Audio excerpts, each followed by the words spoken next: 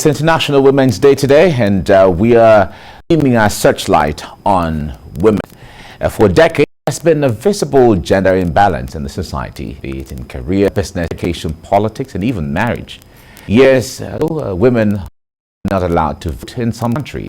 Others were deprived education, female genital mutilation, and child marriage are some of the barbaric practices on some women across countries. In career, women get paid lesser than the men colleagues, even when their job descriptions are the same. In politics, there is very little representation of women.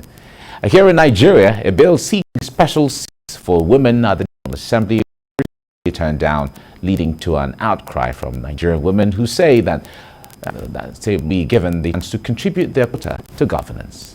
So these are the issues we'll be looking at. Joining is the founder, executive director, Live Abundantly Impacted, Dr. Ama Honyerima. Doctor, good morning. Good morning. And happy International Women's Day. Well, thank you very much. Great. It's one day of the year that I to celebrate women, to recognize women, shine the spotlight on the, the bedrock of society, allows others to thrive and to be seen. Exactly. Yes. I think there should be more Women International Day or International Women's Day.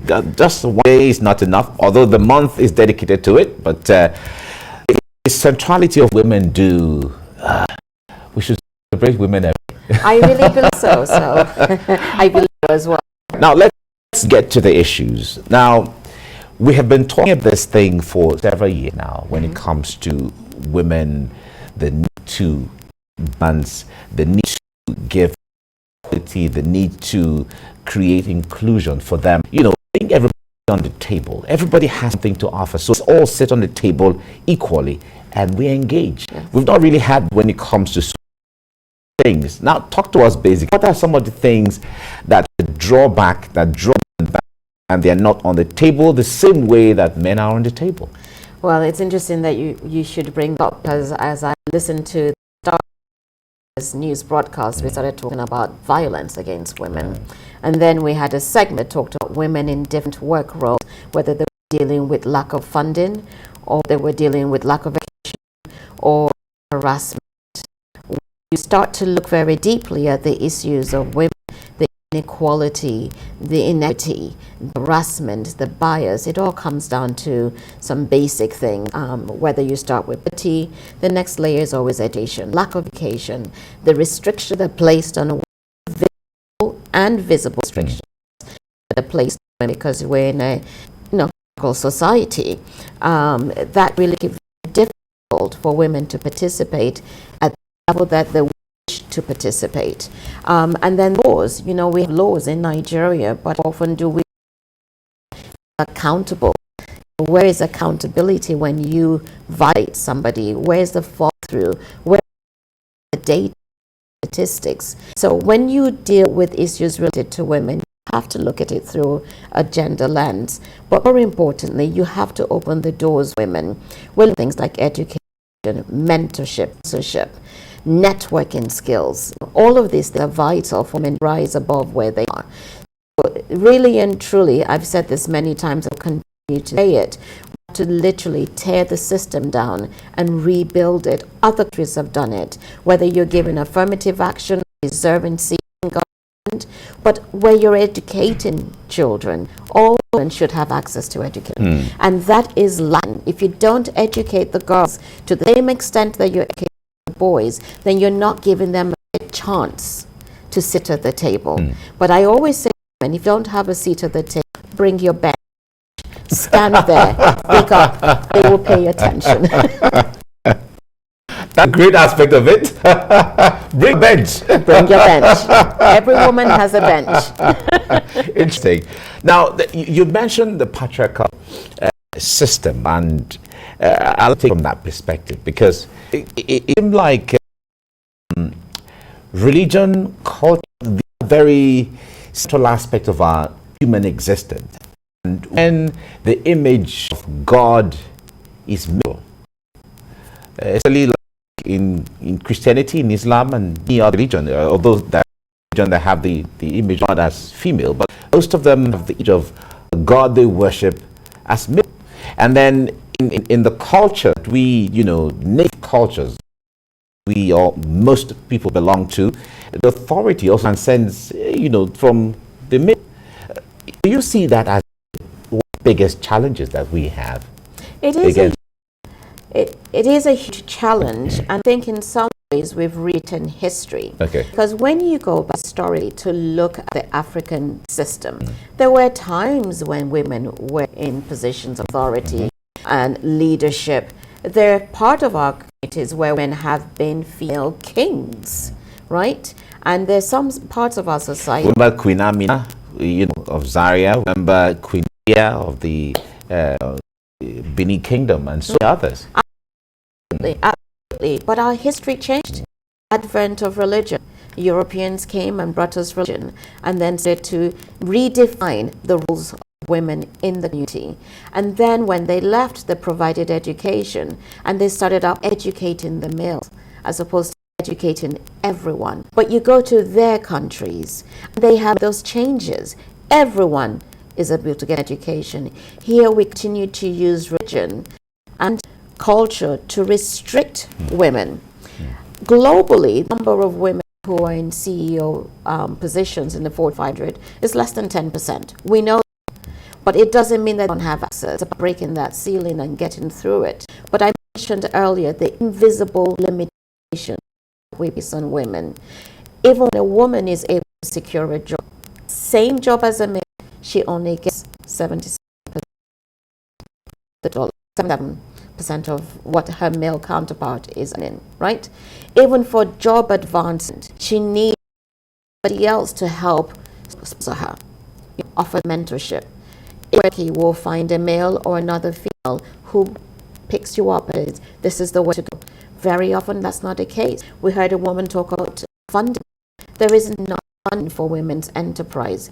Venture capitalists are most males. They're going for the males. And that's why there's an advent of female venture capitalists who want to invest in women. When you look at climate change, it's affecting women more than it's affecting men. But not enough attention is being given to green economy sustainability so that women can, pick up and move forward. There's so many things within the system that limit women. And women need to break through this. We need to stand together. We need to embrace each other. We need to open up their avenues so we can shine as well. We're opening the door for men to shine, but we need to open the door for ourselves to shine, because we have the leadership skills, we have the intellect, we have the ability to thrive. We just need to find that opportunity and open it so everyone had. So there are policies in place restricting women. I mean, we've heard about a recent case in the assembly, that is can't increase numbers. I mean, is anyone surprised by that? I'm not surprised by it. The percentage of women in governance is little, but now shift the focus. We need to go through it from multiple prongs: government, corporations, communities, everyone coming together, making that change possible. All right, everyone come together is there, but how to get everyone to come together, especially from the perspective of the women? Because we have often heard that women don't support women times. When the chips down and okay, fine. I was in a seminar somewhere, and a man said, if the women know the power that they wield, the men are in trouble. Very true. Yeah. But the point there is, how come the women are not able to understand power that they wield? If they come together, what force they can amount into, what force they can wield to change the trend? It has to start with parenting. When we parent our children, we must parent boys and girls in the same manner. Let's stop telling girls, oh, it's all about beautiful and learning to cook and learning to keep a home. And then they get into this date scene where they feel that they need to fight to get the attention of male. Let the male try and get your attention, not you trying to get their attention, getting beautiful, glammed up, whatever it is. The focus is women pleasing men. The focus needs to shift. Everyone please themselves. Let them recognize that men need to please you. You need to please the women as well. You need to recognize your equals. Equal. The whole theory of equity is share the power. We're not sharing the power. We've allowed the men continue to do it. Until we shift our mindset, recognize that anyone can be in a position of leadership. There are 4 deputy governors in Nigeria that are female. Why? Why in 2021? Why haven't they reasoned beyond that? Look at the House of Assembly, 22 women?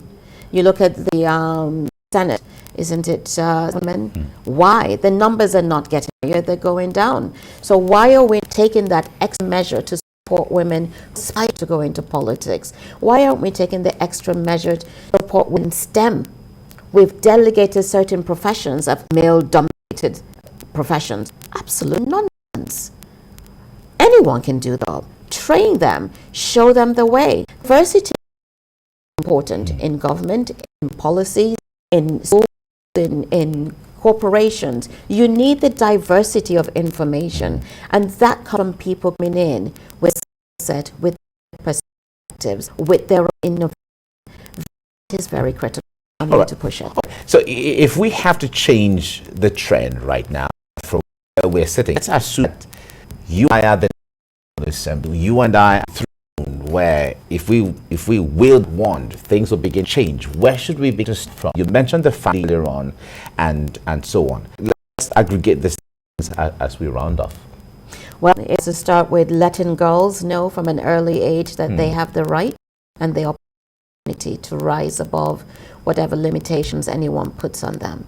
They have potential. It is there. Parents need to instill that. Schools need to instill that. The curriculums to show that. We need to show images of women in positions. They have role models where they aspire for. Right now, you look everywhere, and it's just male, male, male, male, male. Today, we're going to see a lot of women because it's International Women's Day. But that is what we should see every single day. Thank you so much, Dr. Amanyerima, founder, CEO, Executive Director of Live Abundantly Empowerment Initiative. Thank you so much for coming on the program. Thank you very much. And thank you for what you do. Thank you for making it all possible. Thank you. Thank you. Great.